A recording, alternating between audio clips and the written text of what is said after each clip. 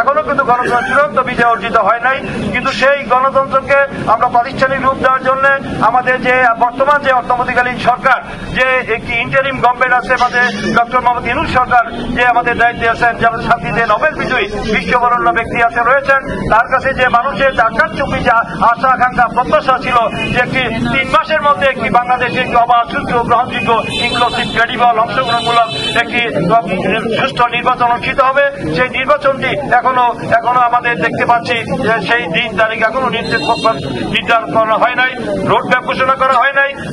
2026-এর সেই ফেব্রুয়ারি মাসে একটি জাতীয় নির্বাচনের ঘোষণা হয়েছিল। সেই ঘোষণা থেকে মানুষের মনে যে উৎকণ্ঠা, উদ্বেগ, শঙ্কা, ভয় ভীতি ছিল যে কি হতে যাচ্ছে দেশে, সেই কাজ থেকে মানুষ একটু স্বস্তি নিঃশ্বাস ফেলেছে।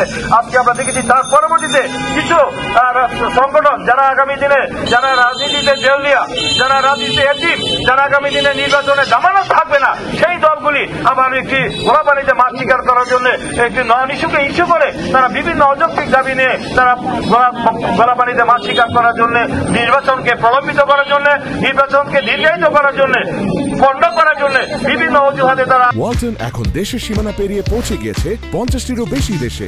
ওয়ালটন, ঘরে ঘরে, বিশ্বজুড়ে বিভিন্ন ষড়যন্ত্র লিপ্ত হয়েছে এবং সেই ফেসিবাদ, পতিত ফেসিবাদের সেই দূষণদেরকে আবার রাজনীতিতে পুনর্বাসন করার জন্য সুযোগ করে দেওয়া হচ্ছে। আমরা আজকে যদি আমাদের যে ঐক্যের ডাক দিয়েছিলাম, সেই ঐক্যটা ছিল যে আমাদের ফেসিবাদ বিরোধী ঐক্য, সেই ফেসিবাদ বিরোধী ঐক্যে আজকে যে বিভাজন, বিভক্তি এবং ফাটল দাস হচ্ছে, সেই বিরুদ্ধে বিষাদগার করা হচ্ছে বিনা কারণে উস্কানিমূলক বক্তব্য দিয়ে। আমরা দেখতে পাচ্ছি যে আমরা কারো প্রতিপক্ষ নই, আমরা যারা পারস্পরিকভাবে যারা একই ইস্যুতে একই বিষয়ে আমরা ফেসিবাদ এবং স্বৈরাচার, ফেসিবাদ এবং আমাদের দানবীয় সরকার, মাফিয়া সরকারের বিরুদ্ধে লড়াই করেছিলাম এই দেশে আইনের শাসনের জন্য, বিচার বিভাগের স্বাধীনতা, ন্যায় বিচার, মানবাধিকার এবং মত প্রকাশের স্বাধীনতার জন্য। সেই মত প্রকাশের স্বাধীনতা এখন দূরে আসা আমরা দেখতে পাচ্ছি। এখনো পর্যন্ত সেই স্বৈরাচারের দোষররা এই বিচার বিভাগে আমরা দেখেছি প্রায় 60% বিচারক এখনো সেই ফেসিবাদের দোষরদের নিয়োগপ্রাপ্ত ব্যক্তিরা রয়েছে। শুধু তাই নয়, প্রশাসনও বিভিন্ন জায়গায় তাদের গাপ্তি মেরে রয়েছে। যারা ভয়ঙ্কর, যারা মানবতা বিরোধী অপরাধ করেছে তাদের সাথে কোনো আপোষ নয়, তাদের বিচারের ব্যাপারে বদ্ধপরিকর। কিন্তু আমরা তাদের আস্থা রাখতে চাই। শুধু ন্যায় বিচারই শান্তি প্রতিষ্ঠা হবে না, একটি সুন্দর রাষ্ট্র প্রতিষ্ঠার জন্য তিনি বলেছেন, তিনি এই কথা বলেছেন যে তাদেরকে বিচারের আওতায় আনতে হবে, সেই খুনিদেরকে, সেই বিচারকদেরকে খুনের আওতায় আনতে হবে। আমরা তাদের উপর আস্থা রাখতে চাই, দৃশ্যমান দেখতে চাই। দৃশ্যমান আজকে এই প্রায় 1 বছর পূর্তি হতে চললো, আপনি কি বিচার করেছেন এবং কি সংস্কার করেছেন, দৃশ্যমান কি করেছেন জনগণ দেখতে চায়। শুধু সে এখনো পর্যন্ত আমরা দৃশ্যমান আমরা দেখতে পাচ্ছি না। আমরা সহযোগিতা করতে চাই, আমাদের সহযোগিতা না থাকলে, বিএনপি সহযোগিতা না থাকলে এই সরকার দেশ চালাতে পারতো না। সেই সহযোগিতা নিয়ে আজকে দেশ পরিচালনা করছেন, আমরা সব ধরনের সহযোগিতা করে যাচ্ছি। তারপর আমরা দেখতে পাচ্ছি যে কিছু দৃশ্যমান হচ্ছে না, আমরা অনেক ছাড় দিয়ে যাচ্ছি।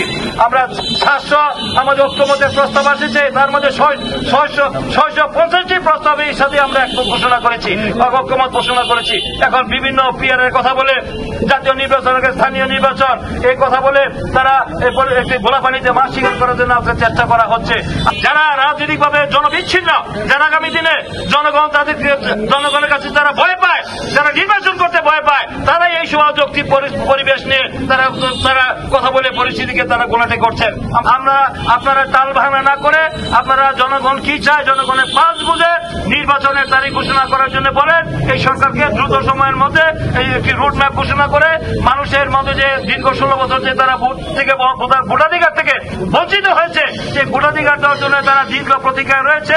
ভোট দিয়ে এই রাষ্ট্রের ভূখণ্ডের মালিক এই দেশের জনগণ, এই দেশের সংবিধানে দেওয়া রয়েছে জনগণের সরকার প্রতিষ্ঠা না হওয়া পর্যন্ত বাংলাদেশে আজকে বহিঃশত্রু এবং অভ্যন্তরীণ যে শত্রু রয়েছে তারা ষড়যন্ত্র করবে। এই ষড়যন্ত্র করার সুযোগ করে দেওয়ার যারা চেষ্টা করবে তাদেরকে জনগণ চিহ্নিত করবে। জনগণ কিন্তু বিএনপিকে ঠেকানোর জন্য আপনারা আধা দল খাইয়ে নামছেন, বিএনপিকে ঠেকাইতে হবে। কারণ আপনারা জানেন জনগণ যদি বিএনপিকে জানে সে ভোট, আপনাদের সমস্যাটা কোথায়, আপনাদের সমস্যা কোথায়? আপনারা আসেন জনগণটা যাকে সেই আমরা তো বলি না বিএনপিকে ভোট দিতাম, কিন্তু জনগণের সরকার নির্বাচিত করবেন।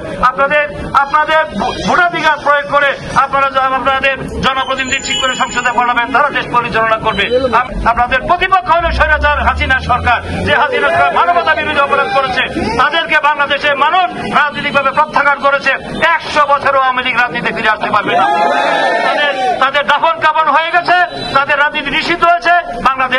বাংলাদেশের জনগণ আর আওয়ামী লীগের রাষ্ট্রীয় রাজনীতি আর দেখতে চায় না।